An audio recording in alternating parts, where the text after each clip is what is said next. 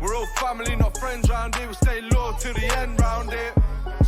Someone tell me how the enemy. I don't want to be living this for the rest of my life. Cows that we're beefing. All their death threats, but we're still breathing. When we catch one of them, we go section. And I kept saying, like, what am I going to do now? Round here, I might show you with the men round here. Give a fuck about your friends round here. Get dragged out your bends round here. When it goes down, sides get taken. It reveals who's real and who's faking. Beef comes up. So we are supplying them with 40 years worth of information. 40 years? 40 names come in the media, Mohammed, Abdullah, whatever they are, all these Muslim names. The realists never have to. I'ma show you with a men. And she said she'd been raped. We have serious allegations from children who say that you were involved in the rape and prostitution of them, that you were a kingpin and having them trafficked. bullshit, mate. Listen, don't come with these, man. Come on your home and smash your fucking face into the end round here. You don't really want trouble, mate.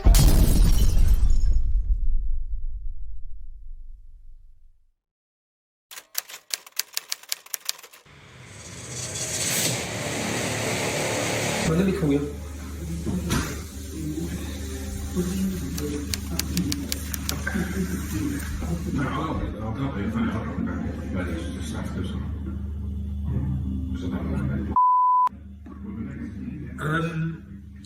Well, look, I can't meet you.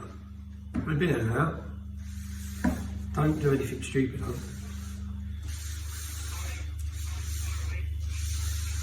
No, I'm actually in Manchester. I'm actually in Manchester. At the minute. Yeah, now, what are you? You just, fucking hell. Where are you? In Telford? Don't do anything stupid. Seriously. Don't. I don't. What's that? No, babe, no. I just think, no. Is your dad nearby? No. Do you want us to come pick up? Yeah.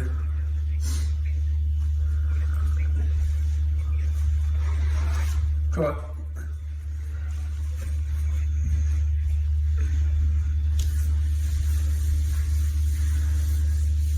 There's so much better way to fucking hammer these bastards. There's so much better way that's not going to jeopardise you. What's that? I'm not going to hurt them. I'm just gonna kill myself. Actually, I'm just gonna sit outside here. And I'm just gonna kill myself because I can't, you know what? I've got no life. I've got no life ahead of me, and I've got nothing except more issues, like more mental health issues, like more fucking relationship issues. I've got fucking anything else except more shit. So I thought myself, I've been thinking about it for ages, and I thought I just might as well just come back here, because at least people won't fucking blame it on something else. You know, at least people will fucking know why I did it. Lauren, why don't you? See, as I said, I could drive there an hour, you could drive to me an hour. Why don't you just come to where I am? And you don't, they win then again. Do you know what I mean? They win then again. I think they already won, though. No, but they already won. You know what? We were trying to figure out what I could compare rape to, so that other people can like have something that like, so they know how it feels. Yeah, but there is fucking nothing that compares to rape. The only thing that compares to rape is torture. So the only other people, apart from other rape victims, the only other people who can identify with it is fucking people who are victims of torture. That's the only thing I can think of to compare it to. And that's the reason it's fucking illegal. There's nothing to compare it to. And that's why it's so fucking wrong. And I know they can't be that. They fucking killed me anyway when they raped me. So I don't even know why I've been alive for the rest of the time of my life. Well, Oh man. Please don't do anything, darling. Just come here. I'll come pick you up. We can drive here, and let's just talk. Because they do win. They win because the potential. I don't even know what to say to you because I know what they've done, and I can't even imagine how you must feel. I just know that people who love you ain't going to want you to kill yourself or him. And if there's any way of getting you help, I'd help get you whatever help you need. I'll just say please don't do anything stupid. And do you want us to come get you, or do you want to drive here? I don't know. I don't really feel like being saved, to be honest.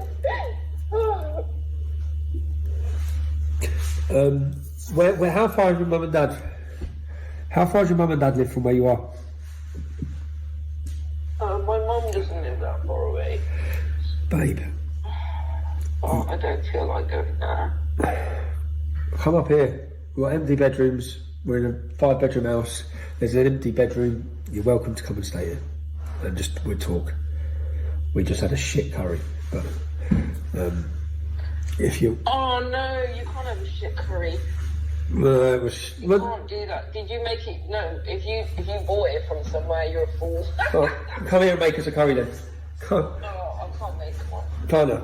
If you buy a shit curry, then fuck knows what they put in it. Yeah. Because if they don't make it with love, then they're probably making it shit. Yeah. Alright, well, yeah, why don't you just come up here, babe? And then I can't believe you in Telford either. But come up here. We're only an hour. We're here. You can see what we're doing. We're actually here, sat around a table with pictures of all these bastards. I don't know if that's going to fucking throw your head even more, but we're actually just sat here with massive sheets everywhere of who they are, how they're linked. But babe, honestly, they do win. You're another victim then in their fucking murderous spree. So please don't do anything. Because, fucking hell, man.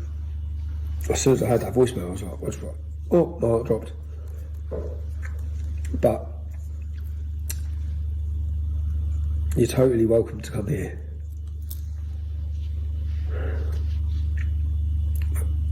You're just going to wind me up with the maps. Yeah, I'll put them away. How about it? You don't have to look at them. We just had it here because we were discussing work. So I'll put them away. Just come up here. I can't even, half the people, I fucking escaped really early. I was so lucky. That doesn't matter. None of it matters. Don't worry about maps. As I said, it doesn't matter if you never want to talk to me or you don't want to participate in this documentary or anything. None of that matters, yeah? So come here, you don't even have to talk about it. I don't give a shit. We've got a pool table here and a bar in this house. It's a beautiful house. But you're welcome to just come up here, babe, and just take a chill, man. Take a chill. Alright, babe, I'll send you a location, yeah? I think it's an hour, isn't it? Telford's an hour from here, isn't it? I think it's an hour from here, babe. Yeah? Alright. Promise me then that that's what you're doing, and you're just going to come up here and not do anything stupid. Don't leave me without. I have enough fucking shit in my head at all. So just come up here. I know. Like, you get yourself into trouble all the time. I know. Story of my life. You can't even help it. I know. So I'm a magnet. Like a naughty school kid that never got it out of your system. I always said I used to shit stare on the school playground. I've just gone to a fucking international level. Yeah. Oh God. Alright, come up. Are you coming up then, yeah? Yeah, I'm coming. Okay. Alright, Sam, see you in a bit. I'll send you a location now. Do you want me to do live location via WhatsApp? You can. Right. You can. Alright, Sam, I'll do that I've now. got a different WhatsApp number, so you can't. Message me on your WhatsApp number then, yeah? And then I'll send you it. Yeah. Alright, see you in a bit. Bye-bye. So I was tracking down victims and following the Telford story, and I saw a girl online making comments about wanting to kill the men who had raped her and abused her, and it all come to a head because one of them was just getting released. So she's obviously read it and made comments saying how it's destroyed her again. Now reading this, it's brought it all back, and she wants to murder him. So I tracked her down. I found out where she was. I went to see her. She answered the door. Like, what are you doing here? I said, explain. I've just read your messages. I want to find a better way for you to expose these men and try and tell you not to do anything stupid. And then we had a nice meeting where we sat in the back of the car for about 3 hours, just talking through. We've come up here. We're in the north of England now, to get sat together for a month to go through the documentary. And I've messaged her. And this is how, that's mad. Like, I've messaged her saying, hi Lauren, how are you? Any thoughts on about us getting together? And literally, not sure we'll get a chance to do it in person after today.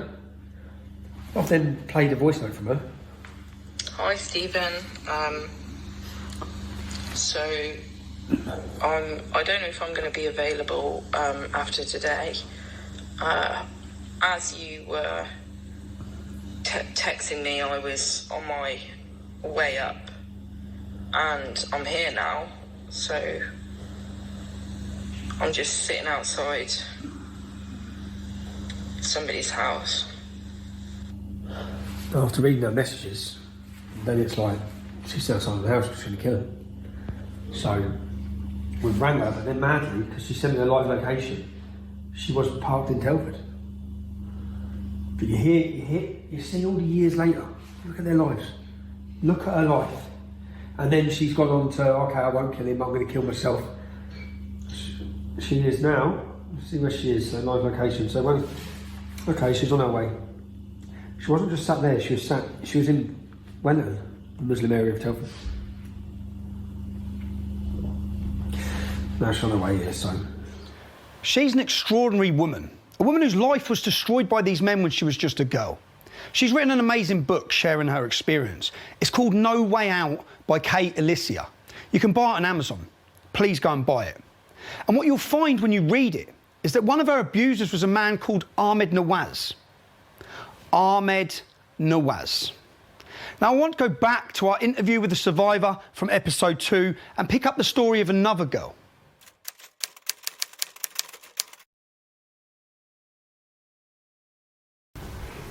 Okay, because I've seen Becky. You was a friend of Becky Watson. Yeah. Can you talk to me about Becky?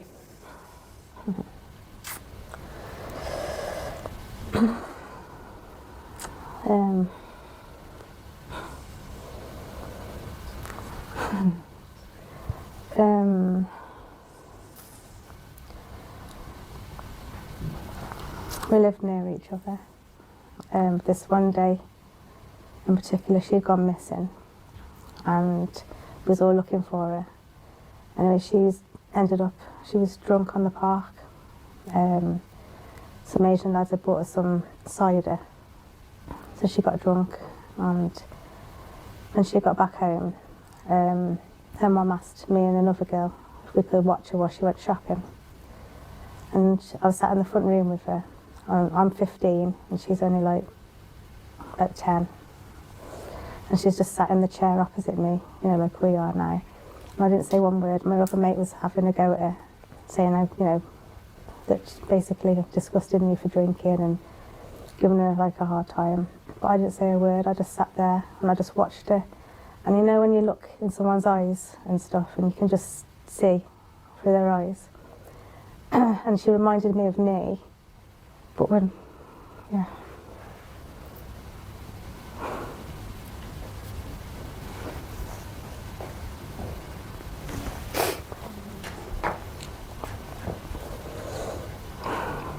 I just knew something wasn't right. I could just see. And then after then, she went upstairs and she wouldn't let like her friend in. So I started speaking to her, and she told me that how like she just started to get involved with Asian men and stuff like that. She started to get a bit like out of control.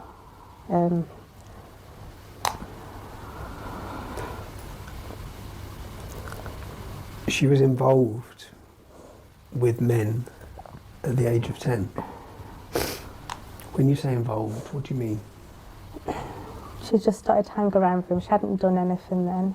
She was just hanging around with them. And I started to buy her a drink. Just started to get into talking to her. And it was like not long after then, I'd been on deliveries with my dad. He was doing pizza deliveries. It was like a weekend job. And my mate came with us on deliveries. And he had just dropped us off. Well, we just got home and was in my bedroom. And I got a phone call off Becky about 1, 2 o'clock that morning. And she sounded wasted. And she said, "Hey, guess what? I've just lost my virginity." And my words was, "You better fucking not have." And then she was just there laughing, and I could hear another girl in the background with her. How old was she? She was 10. When she lost her virginity? She was nearly 11. So do we know who Becky lost her virginity to? Keith. When you say Keith? Shazia's dad. Shazia's dad. This is Asian Keith. Who had the burger van outside rooms. Tell me about what you know of Asian Keith then. Did you ever meet Asian Keith? Yeah. I always saw him around the area. And obviously I knew his family, because I went to school with his like nieces and stuff, and his nephew. We all knew what he was up to, but I didn't know the details until Becky told me. And what was he up to? He was selling girls. And I remember the first time Becky ever told me, she said that she went to this house with and they was paying like £200 each time. And yeah, that basically. And she did tell me that he tries you out first to see if you're good enough. So he was pimping young children? Yeah. Did you ever have any interaction with him? No. No? No.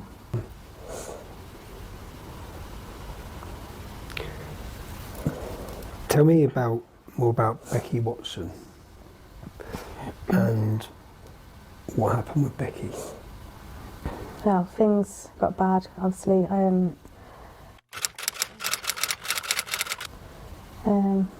to start.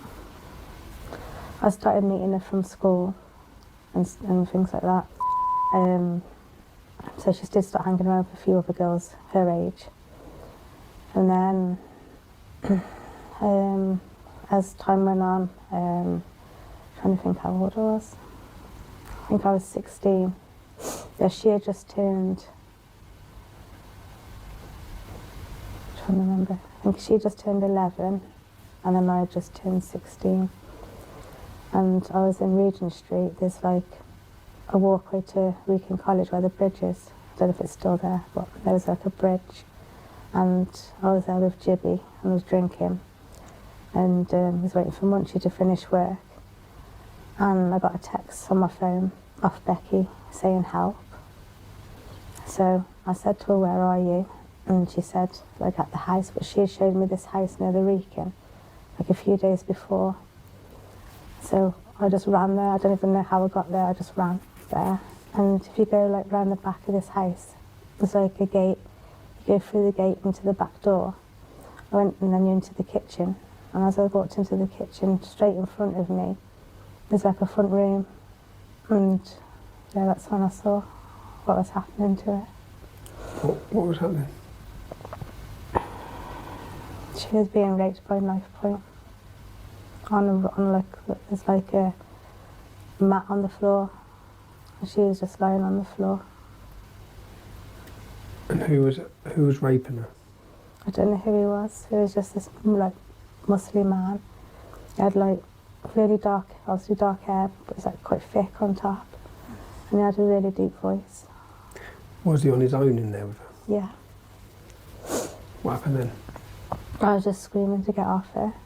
And then he just turned around, he turned his head back to me, because I was like at the, back of him to the side, like that, but like a really deep voice.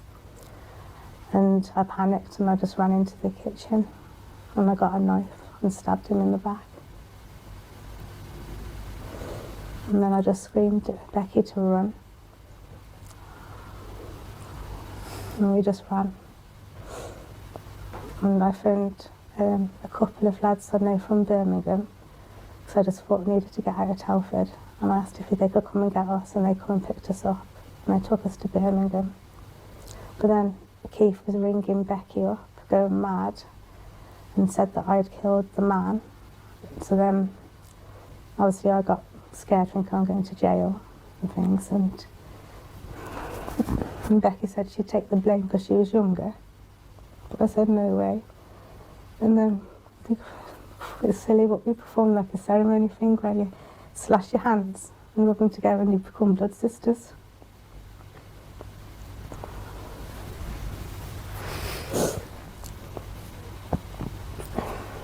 And then after that night, it was just us two.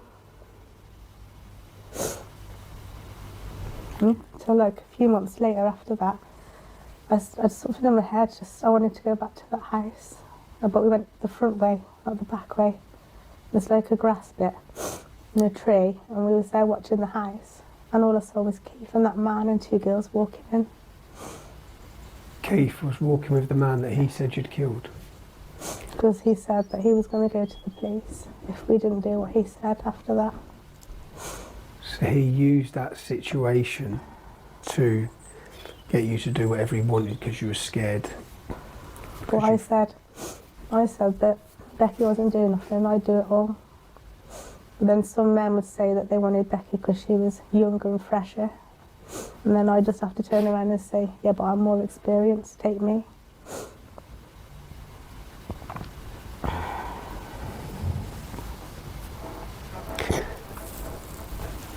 And Asian Keith's now, where is he now? He's dead. He's dead. Do you know if he ever faced any justice? No.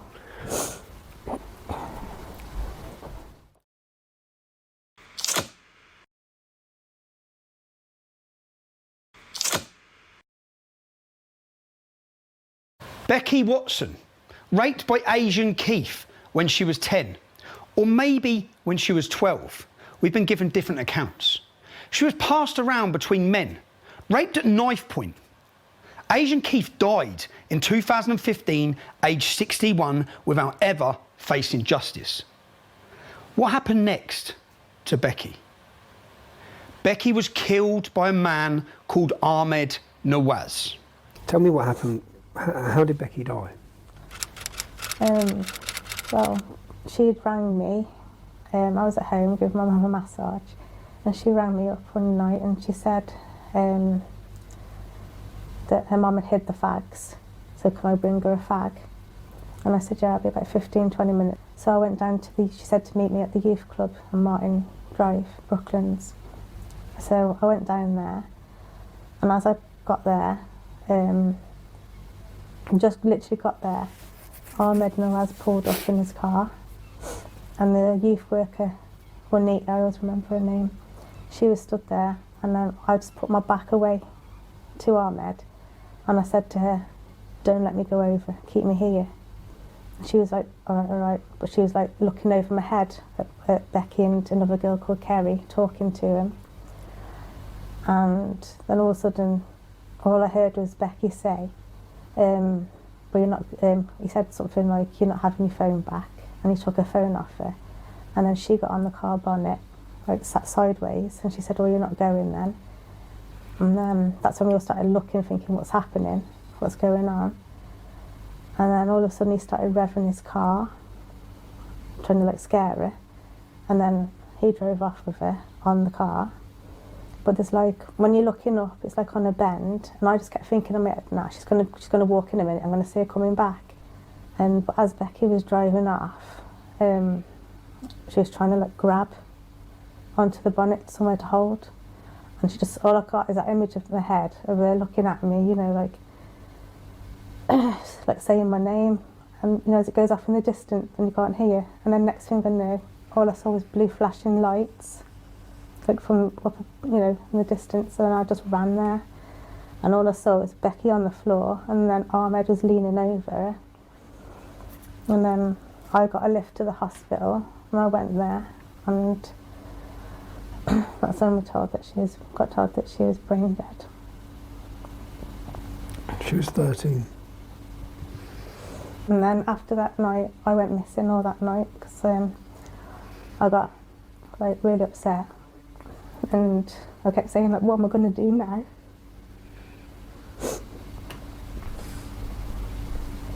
So I started smashing my head to try and make myself brain dead. And then I didn't know who else to ring or where to go. So I was trying to ring everyone in my phone book because I didn't want to go home. And then I rang up for a taxi, but Amy answered the phone. That was Bugs's taxi firm at the time. Bugsy had a taxi firm? Yeah, I think it was called Fast Line or something back then. And then what happened? She got someone to come and pick me up. I can't remember if it was him or some taxi, because I wasn't with it that night. She got a driver to come and pick me up and brought me to the office to her. And then when she finished work, she took me back to her house. And then I stayed there the night. And then the next morning, the police picked me up from there and took me home. Now, Ahmed Nawaz was charged with manslaughter, but pleaded guilty to causing death by dangerous driving. He got 3 years for killing Becky. He was out of jail in 15 months. It was reported as a prank gone wrong. But was it? Was it death by dangerous driving? You see, the background to her tragic killing is very important. And then going out with Imran at the time, but then she started seeing Ahmed behind Imran's back. But we didn't know this at first. And then one night Ahmed had picked me and Becky up when we was walking. And he said he'd give us a lift home, but he didn't take us home, he took us up the Wrekin. And what happened up the Wrekin? He said that I had to sleep with him, or so we couldn't go home. But I said, I'm not doing it, she's here. Or Becky's here. So then he made her lie on the floor with a coat over her head, in the back. And then me and him went off, and I had to have sex with him. But while that was happening, the police come. The police come whilst you was having sex with him up the Wrekin? And I just literally, we jumped up and started walking, and then they checked all in the car, but they couldn't see anyone because she was on the floor. And then after that, I told what happened because I didn't know that she was sleeping with him. She was still with Imran. And then this one night, we got the phone call. Me and Becky was at mine in bed, and we got a phone call. He wanted me to go to the bottom of my street, and then Becky was like, "You're not going on your own." And I said, "I'll be fine."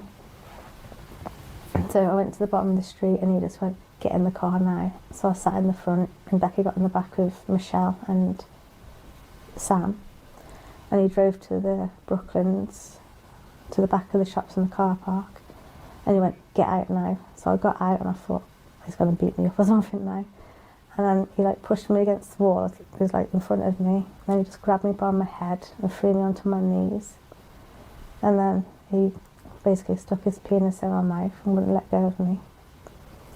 And then when he finished, he still wouldn't let me go. And then he weed in my mouth. And then I just literally spat it out, being sick. And he just got up and walked off and goes, "Get in the car." So I just got in the car, and as I was getting in the car, Michelle went to him, "Did you do it?" And he went really serious face, evil. It's he was still angry. And then all of a sudden he burst out laughing and went, "Yeah." And then she was laughing as well. How old was Same age as me. So he ejaculated in your mouth and then urinated in your mouth? Yeah. Because we told about what happened up the Wrekin. As a punishment? Yeah. But then it got worse as well after that, because we found out then that night, obviously, because he was with Michelle in the car, and we found out then that them two were sleeping together. So then Becky went and told Imran, because she was really good friends with him, and they were like best friends, like brothers. So he got upset because he really did like Michelle. So then Ahmed was after Becky then. That's why he pulled up at the... That's why he pulled up that day at the youth club? Yeah. Because she told him about him taking you out and raping you? Because she had told him then? No, it's because she had told Imran that Michelle was cheating on him with Ahmed. Okay, so Becky told Imran that Michelle was cheating on him with Ahmed. And about what happened with me as well. About what happened with you, and that's why he pulled up at the youth club that day. That's why she's dead. Okay. Where's Ahmed Nawaz now? I haven't got a clue. Ahmed Nawaz killed Becky Watson when he was angry that she had told his best friend, Imran, that Ahmed was having sex with Imran's girlfriend, Mandy. Ahmed Nawaz raped our survivor up at the Wrekin. Our survivor then told Mandy. Our survivor hadn't known that Ahmed Nawaz was having sex with Mandy at the time she confided in her. Ahmed Nawaz violently, orally raped our survivor and then urinated in her mouth as a punishment for confiding in Mandy. And then Ahmed Nawaz killed Becky Watson for telling Imran that his best mate, Ahmed, was shagging his girlfriend behind his back. Ahmed Nawaz got just 3 years for killing Becky Watson. He didn't face justice for any of the violent rapes of young girls, including our survivor, leading up to the killing of Becky. And when he got out of jail after just 15 months, we have survivors who tell us he carried on violently raping young girls. Just listen to Becky Watson's mother. A 20-year-old Pakistani man and his passenger had pulled outside the youth club and he switched his engine off. Becky was first leaning against the bonnet and it looked at first she was in conversation with him. She then sat on the bonnet and there was some sort of altercation and she refused to get off his bonnet. He took it upon himself to start his engine and to drive over 200 metres with her clinging on the side of the window. And this was in front of all her friends, and at some point she fell off and sustained a head trauma. No other injuries or marks. I arrived at the scene with her 12-year-old brother to watch helplessly as the emergency services tried to resuscitate her lifeless body. 3.5 grueling hours later, I was told that she was brain dead and her life support had to be switched off. And the worst thing I had to go through was tell her 12-year-old brother that she's going to have to say goodbye. I read in the statements that the passenger kept telling the driver to slow down and pack it in. He did this in cold blood anger. It was no prank, only his pranks instilled her. Because how dare a 13-year-old white girl not do as she was told and show him up in front of his friends. He got 3 years and served 15 months. The police never asked for a phone and they were fully aware of what happened 10 days prior and all the other times. And yet, the chief superintendent visited me within days of Becky's death and stated he did not want her death to be classed as a racial attack. I told him he needs to open his eyes as there's something going on in this town and it involved Pakistani men and young girls and drugs.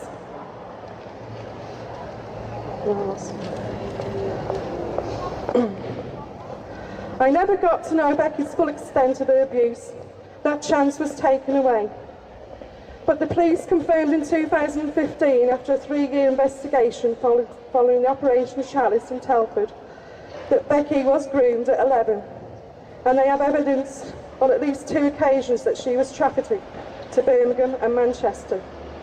I do not know who her perpetrators are and most likely never will, but they did say the reinvestigation did highlight new perpetrators. Had Becky not been killed, I know in time she would have opened up because I was never going to give up on her. I live with the guilt and probably always will that I never protected her from these monsters. But she was trying to protect her family. I know if she had lived that she'd be standing here before you today. as a survivor, but instead she is a warrior, like all the survivors, only she's a warrior with wings. Thank you. Well done. Well done. One of the first things the policeman said immediately after the killing of Becky was that he didn't want her killing to be classed as a racial matter. What? Why was that on the list of things to bring up with a grieving mother of a dead child? The judge said Ahmed Nawaz had snuffed out Becky's life, and Ahmed Nawaz got 3 years for killing her and was out of prison within 15 months. 15 months for the death of a 13-year-old child. We've had testimony on camera that he went on to continue raping girls after coming out of jail. Becky's mum might not know who her other abusers were, but Munchie's phone number was in Becky's phone when she was just 12 years old. Remember Munchie from episode 2? In fact, you don't have to look far to find evidence of muddle-headed thinking on the part of the police. And isn't it odd that the inspector in Operation Chalice, when talking to Channel 4, is worried about sensitivities to do with the race of the perpetrators? And when Lucy Lowe was murdered, as we saw in the Guardian headline, the police, they played down. Everyone seems more worried about the cultural sensitivities than they are about the young girls who are being trafficked, raped and murdered.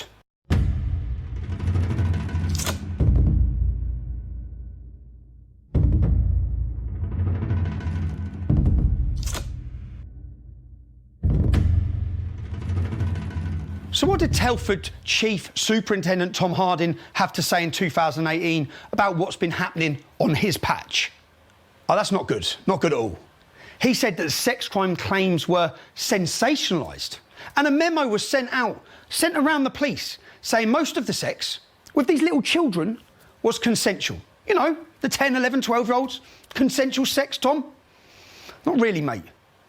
Now, that's not a good start for Tom Harding. This is 2018. I'm not playing this down. What I'm saying is that for many years we've identified CSE as something that we're seeking to tackle, and I've had, in the last 2 years, I've had additional resources provided to me by the Chief Constable and PCC, because it's something that we really want to work hard on jointly with the local authority. I'm going to translate that limp-wristed, mealy-mouthed political speak for you. What he's saying, number one, they're seeking to tackle child sexual exploitation. That's his intent. See, politicians are great at announcing their intent, but not so great at delivering results. In your case, Tom, results means criminals being banged up. Number two, in the last couple of years, they've had additional resources provided. He wants you to know his failure in the past is nothing to do with incompetence or corruption, which it is. He wants you to know it's nothing to do with that. It's because he was short of resources. Number three, not resources to get you for traffic offences or anything like that. Resources to deal with child rape. Number three, he really wants to work hard on the problem, jointly with the local authority. More intent, and he wants you to know it's not just him who is failing, it's the local authority as well. Well, what does working hard or smashing child raping, drug dealing, Pakistani gangs look like? What does that look like? I bet that's the question you're asking yourself. Have a look at this. In this photo, you will see Bugsy. Bugsy's our main alleged gang leader of rapists from episode 1. You'll see Crowie. Crowie is Munchie's brother-in-law, you know, Munchie from episode 2. The ones accused of raping little girls and drug dealing. They're the Benallis, that's their gang name. Now, sitting down, here they are, sitting down with various police leaders, including Tom Harding and the Police and Crime Commissioner. Tom Harding left West Mercia Police in 2020 and apparently took some of his best practice to Gwent. Newsflash, people. If he's an inadequate, clueless idiot in West Mercia, he'll be an inadequate, clueless idiot in Gwent. But that's what happens in the police, you see. If you're useless, you're reassigned. Now, in a world where terrorist attacks by followers of Islam are immediately labelled nothing to do with Islam, inquiry into the doctrines of Islam immediately labelled Islamophobic, and so-called non-hate crime incidents policing is used almost entirely to silence discussion of Islam, look at Harry Miller's victory over the College of Policing. So, who are the Benallis? We're all family, not friends round here. We stay loyal to the end round here. Someone tell me how the enemy's sleeping. Snoring. It must be cowards that we're beefing. Where they at? All their death threats, but we're still breathing. When we catch one of them, we got Section 18 him. GBH with intent round here. I might show you with the men round here. Give a fuck about your friends round here. Get dragged out your bends round here. In the last episode, we saw the police in Telford kneeling, taking a knee at the feet of Aqib Khan, his hands on their heads, and Bobby Khan tweeting how the Benalis have got the police under control. It actually seems like that to the rest of the country. The police are under the control of the Islamic community in Telford and every other city. The Benalis have got the police under control. Izzar says the police want a truce. Who are the Benalis? These are the Benalis. Bugsy, Charlie, Munchie, Crowe, Izzar, Aqib, Akil. All of our so-called men who are alleged to have been involved in the rape of children in Telford in our previous episodes are Benalis. You might ask yourself, how and what are Telford police doing to tackle this epidemic of Muslim rape gangs? This is what they're doing. This is the most senior ranking police officers from West Mercia Police. This gentleman is the Police Crime Commissioner. Next to him, or across from him, is the head of the police. This gentleman, it's his job to prevent sexual exploitation of children. Now, this is Bugsy from episode 1, the main child trafficker from Telford, standing directly next to, having his photo taken, directly next to the man whose job it is to prevent sexual exploitation of children. Now, you remember Munchie from episode 2. This is Munchie's brother, standing directly behind the Police Crime Commissioner. Do you have any faith that these officers are tackling these gangs? There is no way that their intelligence system does not tell them that they are drug dealers, they are gangsters, and they are trafficking children. But they do not care. They are more interested in taking their photos for diversity. I have tried to find pictures of the police sitting outside the church in Telford. I haven't been able to. Outside the Sikh temple, I haven't been able to. Outside the Hindu temple, I haven't been able to. All of these men, all of them, including him, are directly linked to gangs that rape children in Telford. And this is what your police force are doing. This is community policing at its dumbest. And it's a model that's being replicated across our country. If it was working, people like Bugsy, Charlie, Akil and Munchie, they would have had to answer by now for the multiple allegations made against them. But they haven't had to answer them. They haven't faced justice. And people have told us that some of these men have been abusing and exploiting young girls since the early 1990s. That's for over 40 years. If you remember a clip from episode 2, the police records on these matters go back 40 years. They passed, and I quote, 40 years worth of evidence to the independent inquiry. If these men had been pursued and prosecuted from the start, so many girls' lives would have been saved from misery. Don't get me wrong, there are good police in Telford. When one of our surveillance teams was arrested for supposedly harassing Aqib Khan, a known Benali drug dealer, 2 police officers told him in the police station, whatever you do, don't use the duty solicitor. The good coppers know there is corruption inside Telford Police Station. And this diversity-embracing community policing approach, shut up for the sake of diversity, as Naz Shah famously tweeted, be quiet for fear of being called racist, be quiet for fear of being called Islamophobe, well, it's either incompetence, stupidity or cowardice. Incompetence because the police intelligence system must hold information about the allegations and criminal activities of some of the men pictured here. Are these top police officers unaware of the information on their own systems? Stupidity.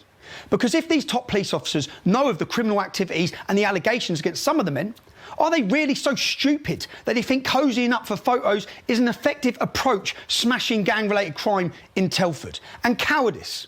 Because the police in Telford are simply not equipped to tackle organised Islamic gangs that are running and ruining the streets of Telford by raping young children and flooding the streets with drugs.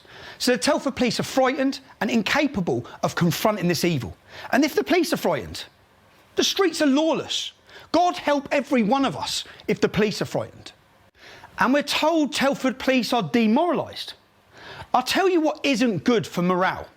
Letting your diversity-driven community policing bullshit stop you doing what you know is right. And I'll tell you what's good for morale. Solving crimes. Real crimes. Rape of children. Drug dealing. Locking up these monsters.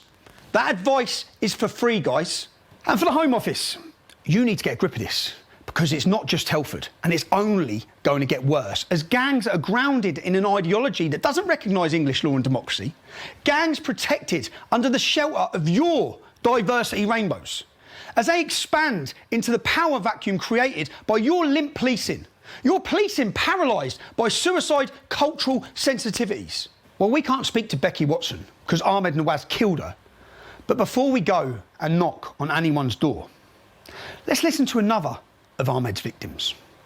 But I kind of have a different opinion now than I did before, because Shamil raped me, and then after that all these men literally took advantage of a rape victim, and I always said no, and they always like convinced me round, so I think that's rape. I was there for 5 months, and they started raping me a month after I moved in. I went to the party. It was a flat in Wellington.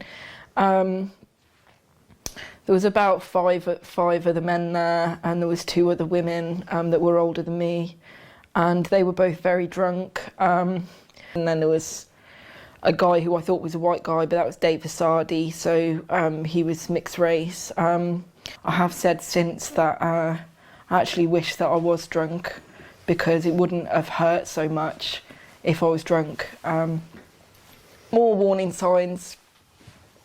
No sheet on the mattress. No sheet, like duvet cover on the duvet. And I'm going, oh, why isn't the bed made? Is that because you're a bachelor and you just don't ever make your bed? And he's like, yeah. So I was like feeding him his own answers, so he didn't even have to answer. He convinced me to, we were going to have sex, and then he convinced me to get naked, and then he wanted to, he suggested doggy style, so then I got into position, and while I was on all fours, instead of having normal sex with me, he raped me anally. I didn't know he was going to do it. He knew what he was about to do. He'd must have been planning it behind me before he did it, because when he forced it inside me, I pulled away because it was painful. And he was already ready for that, so he knew that I was going to pull away, and he just pushed his body into me, and just pushed his body into me until I got caught between the headboard and his body. So my shoulders were all crushed against the headboard, and I couldn't move, and I was screaming at him to stop, because at first I thought he'd just got the wrong hole by accident, but he carried on, and he didn't stop, and it was really painful, and he was really hurting me, and I smashed my head on the headboard, and I just literally I was pinned down until he had finished. And then as soon as he finished, he ran out of the room, and then Manny came in, and I was a bit in shock, and a bit trying to think, what do I do next? And I was just going to put my clothes back on. So when Manny came in, I was looking for my clothes, and Manny was sat next to me, and he put his arm around me, and he was going, why are you getting dressed? After that, because I didn't think I could cope with anymore, and then they were trying to imply that I was going to have to do more, and I was a bit, and the other girls were going in and out of the bedrooms as well, but they were really drunk, so they were laughing and seemed okay, so I didn't know what was going on properly, and And then the night went on for ages and ages. So that's when I met Dave. Dave was just like filling me in. He was like, what is a girl like you doing here in a place like this?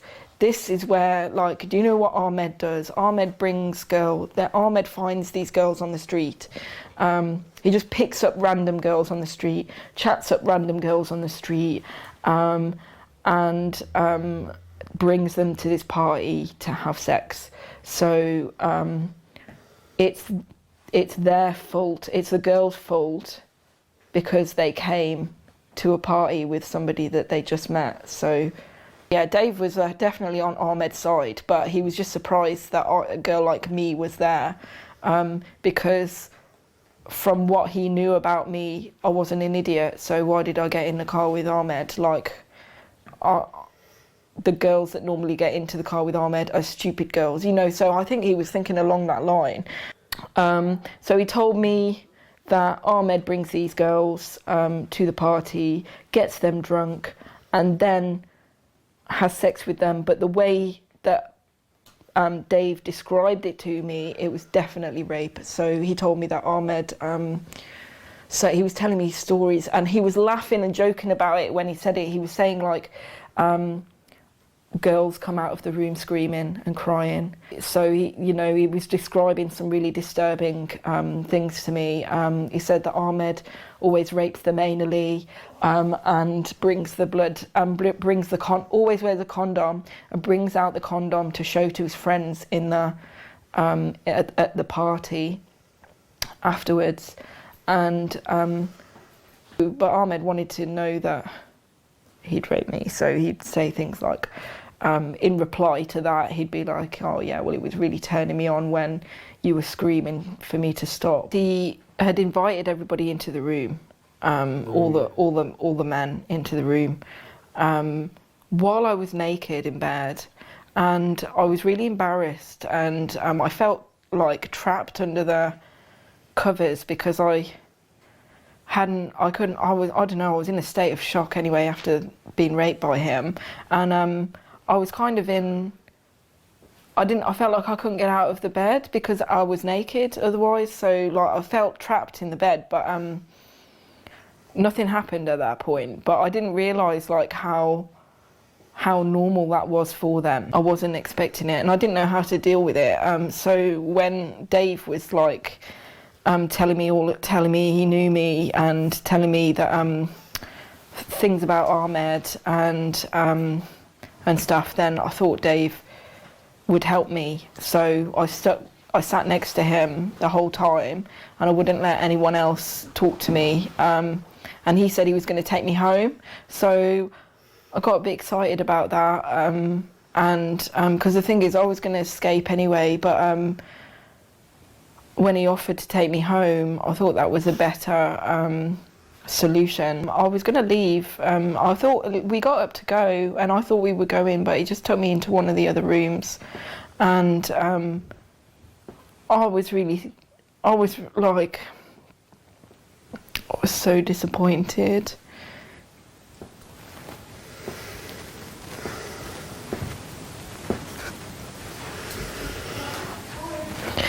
And he sat me down, and I knew what he wanted to do, and do you know what, I just gave up in my head because I thought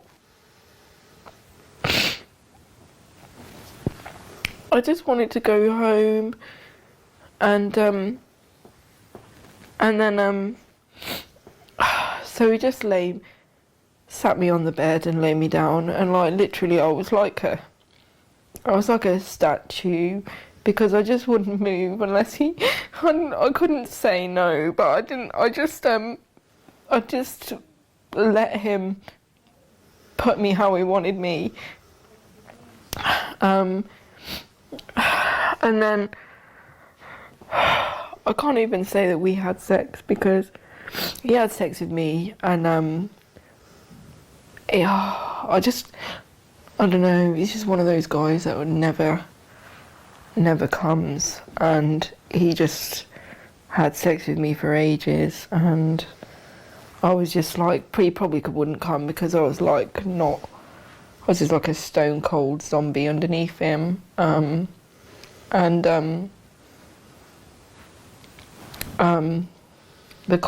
was used a condom. The condom dried out. I could feel it was all dry, and I wasn't enjoying it at all. Like, not that you're supposed to anyway.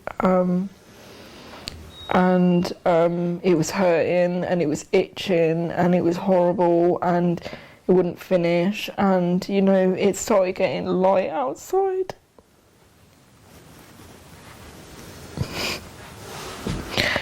And I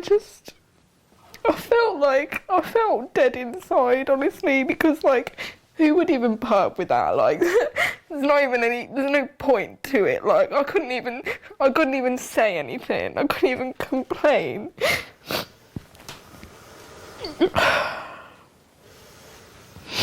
And it was taking ages to come, and he couldn't come, and he was frustrated about it, so it made me kneel underneath him. And then he was like wanking in front of me, and he still couldn't come. And the white guy that was there, he opened the door and saw me with him, and then they were taking the piss out of it afterwards. It made me go back in there. He gave up in the end, and he made me go back into the living room with him. This was Dave? Yeah. What's his surname? Asadi. He said he was gonna take me home, and then he took me into a bedroom, and then like he was still saying he was gonna take me home, and he took me back into the living room. This is yet another example. In this case, a child killer, an alleged child rapist, Ahmed Nawaz, let out after 15 months for killing Becky Watson, continued to violently and anally rape young girls. They're the allegations. If the police and the justice system had done anything like the investigation we had done, Ahmed Nawaz would not have seen daylight for a very long time. But they didn't. They didn't do any investigation. They tried to cover up what had happened. They all failed in their duty to protect the vulnerable. Our justice system failed. It didn't work, and it doesn't work today. And as a result of its failures, innocent children continue to suffer. Let's see what Dave Asidi and Ahmed Nawaz have got to say.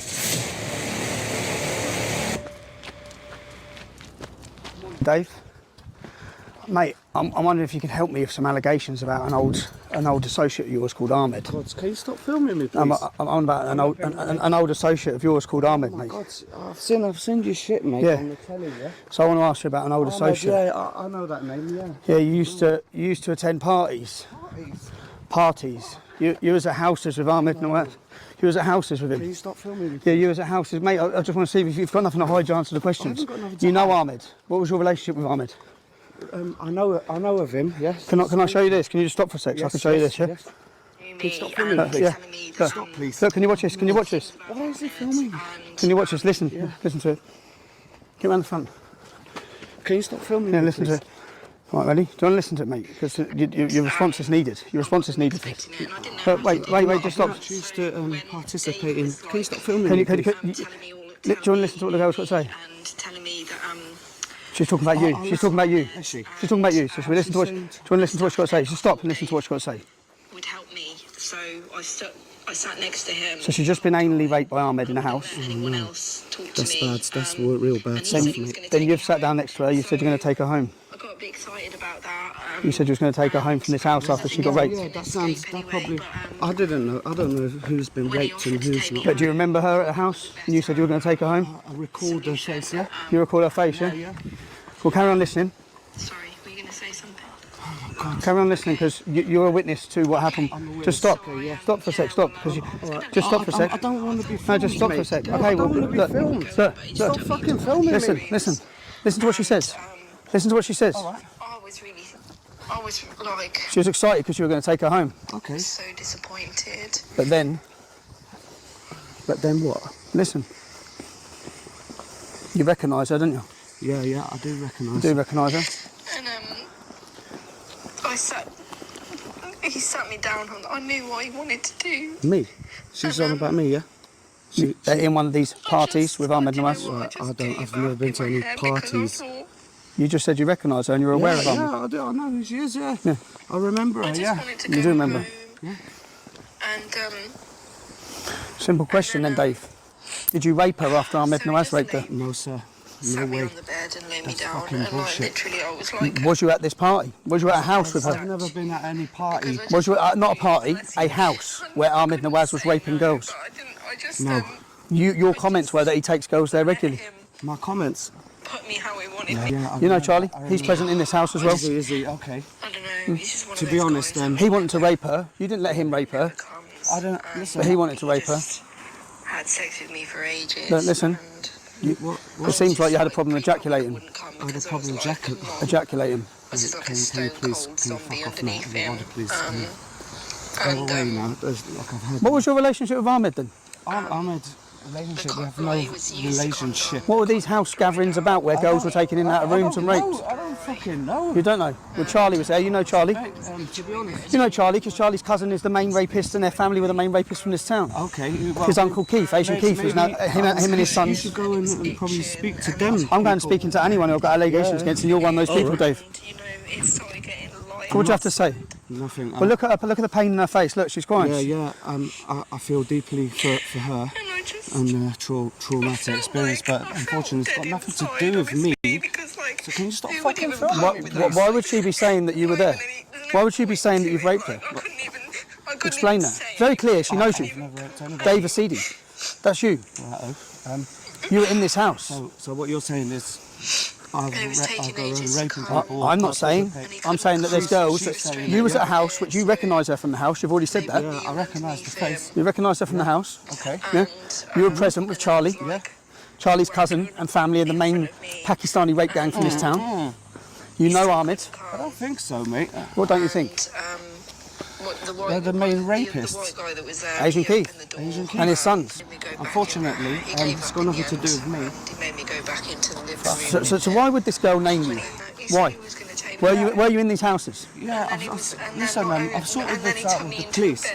Okay, and to be honest, nothing to do with me. Was you present in houses with Ahmed and young girls? Houses and Was you present in a house with Ahmed Nawaz and young girls? I think I was there once. You was there once. This time with her. That time when she was there, but I never fucking. And that time when she was there, she was anally raped by Ahmed. She came out of the room, she was upset. Okay, maybe so, but I don't know fuck all about that. But you laughed because you said he always takes girls in there. No. You said he always comes out and shows the Bullshit. blood. He always comes out and Fucking shows the blood. What was the idea of the house gathering then? What was it? What was it? If there was girls going in and out of different rooms with men, and men all one by one. Well, my friend used to live. Well, my friend lives there. Which friend? My friend Charlie. I used to be friends with Charlie. Yep. Okay, and I was just simply going to see him. There was no party or. Was there girls getting taken in and out of rooms? No. No? I was working at the time, and I got there. To be honest, I used to go and see him after work. So I think anything might have happened. Definitely happened before. So what you're saying? This girl's just randomly making up about you? No, I'm not saying she's making it up. I'm saying I wasn't fucking there. That's what I'm saying. Maybe she met me around that time zone. But to be honest, nah. I don't participate in anything like that, mate. I don't appreciate you know, asking me if I would like to be filmed. This is your right to reply. Yeah, I'm replying. I've replied. I've told you, nothing to do with me. I don't rape girls. I've got nothing to do with anything. What was your relationship with Ahmed? We friend of a friend. Long time ago. We was young, basically. Okay, let me ask you another thing then. So, friend of a friend. So you were aware at the time that he was in, that you were associating with him, that he'd killed a 13-year-old girl. Yeah, I heard about. He'd already killed her. Off the grapevine, yeah. Who he was sexually assaulting and abusing as well. Yeah. And then you're in a house with him, with other girls. No. You've just said you was. You remembered and said you was there with Ahmed. Yeah, once. Yeah? There's one time. Once you was there. There was some girls there, but There's some girls there. No fucking sexual activity whatsoever. No. No rapings, nothing like that. To be honest, I'm innocent, man. I do not wish. You know, I've asked nicely, move your cameras from my face, because I don't want to be associated with stuff like this. Unfortunately, you are associated. How? Then you're in a house with him and other girls. I heard it was an accident. Girls It wasn't murder. girls are being brought in and out of bedrooms to be raped. They're the allegations. In quite horrific circumstances and quite detailed circumstances. When you listen to the detail. Do you want to watch that video again of what she says? I don't want to watch it, to be honest. You don't? I know for a fact I haven't raped anybody ever in my life. Okay. Ever. Oh, David. And listen, I don't like... Okay, pull the camera off him. Oh. I've done nothing wrong, mate. I do not wish to be filmed like this. I'm putting a documentary together. This is part 4 of the Rape of Britain. I've seen some of your I've done stuff, mate. I've done investigation. I think it's fucking horrific what's been going on. Well, you've admitted you was in the house with Ahmed. Right, yeah, one time. For these parties. No. When I say parties, I've heard about this. I've been. Well, you would have heard about it because Charlie, your mate, who you were going around to see. No. His family were the main rape gang family in this town. That's nothing that I know about, to be honest. No, it's been all over the news. It's not something that really people are gonna go around bragging about, is it? It's been all over the news, national news. I don't things like that, so you know, I will never turn up to any convention like that. To be honest, there's places in Telford where they can go for parties like that. You go and chuck them a few quid and get your fucking ends away. But the thing is, but you remember this girl specifically? Yeah, I remember her face. Yeah, I know. You remember being in a house? Yeah. You remember Ahmed being there? But you can't recollect what you were doing there. I was definitely doing nothing out of the ordinary. Nothing sexually. It was nothing like that on the night of. Okay. All right. Thank you. Okay, mate. Thank you. Tommy. Can you ask him to stop filming, please? I don't want to talk to you without, you know... I want to talk about the camera. Go on, put the camera down. I want to speak to you. Put the camera down for a second. Just tell you, look... Go on. I'm a family man, and look, I've been with my missus now for fucking 20 fucking years. I've got a daughter who's 11. I don't condone action like this. I never have. Do you think maybe you should have... I know that you know what's gone on, yeah? So don't you think you should have gave evidence against Ahmed Nawaz? I heard what's gone on from the police. I didn't hear what's gone on from these people. You know. I'm here to ask you questions. I believe the public are going to watch the allegations from this lady. So I'm going to be on this documentary now? You are. You're in episode 4. You're serious? You're an associate of Ahmed Nawaz. You're an associate of Charlie. I thought I cleaned this up with the police. I was. Do you know how many men have got away with raping children in this town? From the police. I've seen your documentary. It scares me. You've been watching the films, have you? I have been watching the stuff, mate, because I've got a daughter at home. I'm quite. Not because you were friends with one of the main rapists. Nah, fuck. I don't know. And you're aware of parties that you've attended. No. That was a pure accident. I think some bad stuff was going on because I found out from police. You found out from police? You had no idea at the time? I didn't know. When you hang around associating with all these men, you had no idea what they were up to? No, I didn't know what their agenda was whatsoever, but I can tell you now, I'm not friends with any of these people now. I was young, I have no judgment, do you know what I mean? Like, I was just there, that's it, but I wasn't there. You was just there? Stuff was going on, like I used to go and see him for a cup of tea regularly, once a week, yeah? I used to go and see him for a cup of tea, and I went to see him. You know, and they brought girls round. There was girls there one occasion, and like some bad stuff must have happened. Nothing to do with me. How many girls were there on the occasion you were there? I can't remember. It's going back about 15, 20 years. Do you remember how intoxicated the girls were? I can remember not a lot, to be honest, about the night, but there wasn't that intoxicated. There was like... How many girls were there? How old were the girls? Bearing in mind I spoke to them. I don't know, I wasn't chatting them up, to be honest. You wasn't chatting them up? No. So you were in a house, you didn't think it was strange there's underage girls in there? I did think it was a bit peculiar. I sort of said, who the fuck are these people, you know? And what was the answer? Because they were getting taken in and out of rooms. I don't know about the taking in and out of rooms, and I don't know anything about that, to be honest. There's places we can go around here, everybody knows where it is as well. For that sort doesn't change the fact that vulnerable young girls were taken in and out of houses. And at the time you were present in the house. Yeah, and there's allegations against you. I wasn't there, to be honest, when that horrible stuff was going on. You wasn't there. Can we walk? Fine. I feel provoked now. I've done nothing wrong, mate, and I just got to let you know, Tommy, that you got this one wrong. Well, your answer will be in the episode, okay? Will it? What you're saying will go into your answer here. I don't want to be associated. I know you don't want to be associated, but what you've done so far is you recognise the girl. You remember being there. You know Ahmed.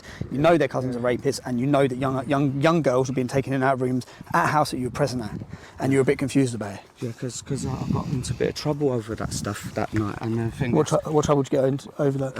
With the police, like they basically come round saying what happened, this, what happened. I said nothing's happened. Not with my presence. Nothing happened while I was there, and then whatever the badness happened must have happened without me being there. Are you saying that you was totally unaware, after Ahmed Nawaz had already killed a 13-year-old child, you were totally unaware of what those men were, crimes they were committing as a family? Are you saying you were totally... I was totally unaware of that stuff, yeah, 100%. This is like... I find that difficult to believe when you're in a house where they're bringing in girls. No. You was in the house, you've admitted that, where they were bringing girls, underage girls, in their bedrooms, but you didn't realise anything was happening. Is that what you're saying? You're still filming, mate. Is that what you're saying? You was in a house, Ahmed Nawaz, their cousins, all the rape gang, were bringing young girls. I'm unaware of the... You've said you was aware, you were there, and they were bringing young girls in and out of bedrooms, but what you're saying is you were totally unaware of what was happening to the girls in the bedrooms. No, I didn't see the girls coming in their bedrooms or anything like that. I didn't see anything like that. No? To be honest, no. I don't condone action like that. I'm not totally not into that stuff, to be honest. You know, can you tell them to stop filming though? They're filming. It's not. They're filming. For security, you know. It is, mate. It's for security. This sort of stuff, it's nothing to do with me. You know it's nothing to do with you, but you have already confirmed you were present at the house. Yeah, but that's not my fault. That's nothing to do with rape and girls and young girls. I just used to go there anyways. I used to go to share a cup of tea with my old friend Charlie from back in the days when I was young. I went there the one day. Yes, there was a few girls there. They wasn't underage. To my knowledge, they look old. They look old enough, to be honest, to me. But so this girl here, you're saying, she's totally making every single thing up. Is she? No, I'm not saying that. I believe her, to be honest, but the thing is... you believe her? Well, her allegation is you took her into a room after Ahmed Nawaz had raped her and you raped her. Yeah. Okay, I didn't rape her one bit. Did you have sex with her? Listen... Did you have sex with her? No, listen. Did you do anything sexual with her? I'm not answering your questions, mate. Did you do anything sexual with her? We can sort this out. Simple question. Did you do anything sexual with her? We can sort this out in court. Dave, did you do anything sexual with her? We can sort this out in court. Did you do anything sexual with her? See you in court. Did you do anything sexual with her? See you in court. Answer the question. If you've got nothing to hide, did you do anything sexual with her? Did you do anything sexual with her? Yes or no? Listen... simple answer, yes or no. Why are you dodging that question? I'm not dodging. Did you do anything sexual? Did you do anything sexual with her? I've answered your Did you do anything sexual with her? Why are you asking me these questions? A bit personal. Did you have sex with her? No, I'm not answering your questions. You're not answering my questions. No, finish now. I've answered your questions. See you later, Dave. See you later. Listen, mate, why do you want to know who I've had sex with? Because she was in a room after being raped by Ahmed Nawaz. You've told me. So, and I'm asking you a simple question. Did you that evening have sex with her? Well, why do you want to know who I've had sex with? You're in a house with vulnerable women. Yeah, I didn't know they're vulnerable women or who's vulnerable and who's not vulnerable. I went in the house one time, I've told you. And did you have sex with her? I've told you the Did you have truth. sex with her? Listen, I've had sex plenty of times, mate. Did you rape that girl in that house? No way. Did you have sex with that girl in the house? No way. Did you have sex with that girl in the house? No. Is your opinion of it that it wasn't rape because your opinion is it that it was consensual? Consensual, okay. Did you have sex with her in that house? I've never had sex, that's not consensual. And did you have sex with her in that house? Listen, no. I've never had sex, that's not consensual. And that's all I've got to say. Okay, Dave, thank you. All right, mate.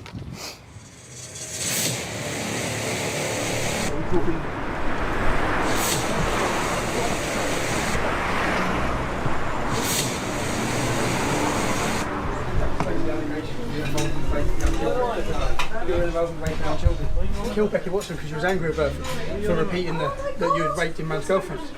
What about the allegation, mate, you took a young girl up to the Rican, a school child up to the Rican, you ejaculated in her face and then you urinated in her face. What do you have to say to that allegation? What are you on about? I'm here to ask you a question. I have multiple young girls, school children, on camera. I have multiple young girls who allege that you were involved in raping them and prostituting them.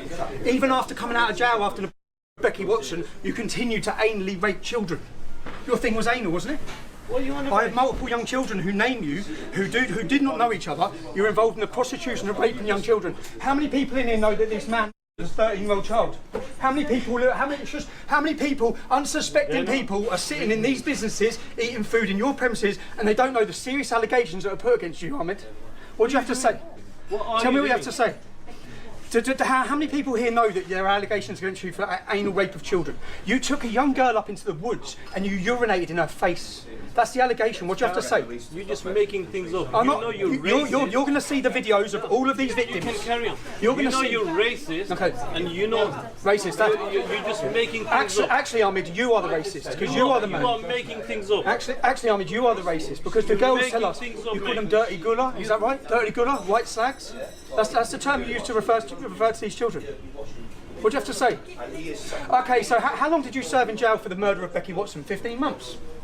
15 months in jail. No, let him go, man. Let him go. Let him go. Let him go, but how many people? To answer the question, okay? Why would I have, Ahmed, multiple young children? Yeah, multiple young children who do not know each other, all naming you as being involved in raping them.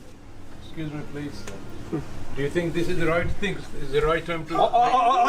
I think that unsuspecting customers in towns like this need to know of your history, your past, and the allegations against you. You're just making things up. Carry on. Becky Watson. What was your friendship with Becky Watson? She was 13 years old. You're just going around just making things up. Mate, did you think the murder of Becky Watson will only last 15 months? You're just going around making things up. That's all you do. Do you think 15 months? No, look what you're doing. You got all these guys. Yeah, just look at these guys. Yeah, out of the way, let's leave. Yeah. No, you bought these guys, and just making things up and pressurizing. Mate, I'm just here to ask you simple questions. You're pressurizing. This is your Ahmed. This is your right to reply.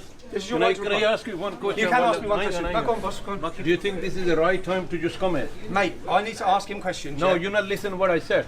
Do you understand that young girls in their school uniforms, a young child was taken out to the woods and was urinated in her face?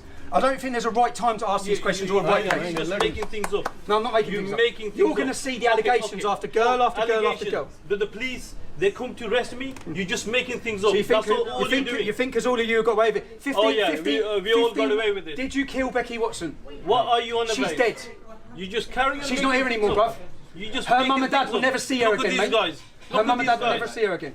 Look at these guys just making things up. What were you doing hanging around with 13-year-old school children? You put on your car bonnet and you raced off because you were angry because you had been sleeping with your best friend Imran's underage girlfriend. Excuse me, please. Imran's underage girlfriend was you sleeping with? Ahmed, how many people do you think are going to use your business after this? I'll just ring the police. You can ring the police, mate. Ring the police. So this is Ahmed Nawaz. Unsuspecting customers need to be aware of where these premises are, who these men are. You're going to hear allegation after allegation of rape, of prostitution, anal rape, even after coming out of jail. Ahmed, what you don't understand is you're a star of episode 3 and 4, mate. Ahmed Nawaz, this is your opportunity for your right to reply. Do you want to reply anything? You don't have to reply anything. You don't have to reply, Khan. We've been. Come on, let's go. Okay, just move. Everyone, you need to know what these men have been up to, yeah? Yeah, I will. Sorry it's late, it's Tommy Robinson, just giving you the heads up. We just caught up with Ahmed Nawaz in a restaurant that he's been running, so he was surprised, very surprised. So were all the customers in the restaurant to hear of who he is and the allegations against him. Yeah, I just thought I'd give you the heads up.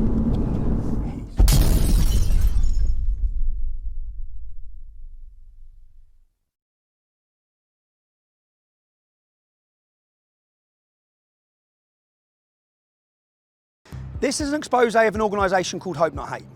You're going to witness allegations of blackmail, sexual assault, providing drugs to sources of information in order to get them to say something, paying people tens of thousands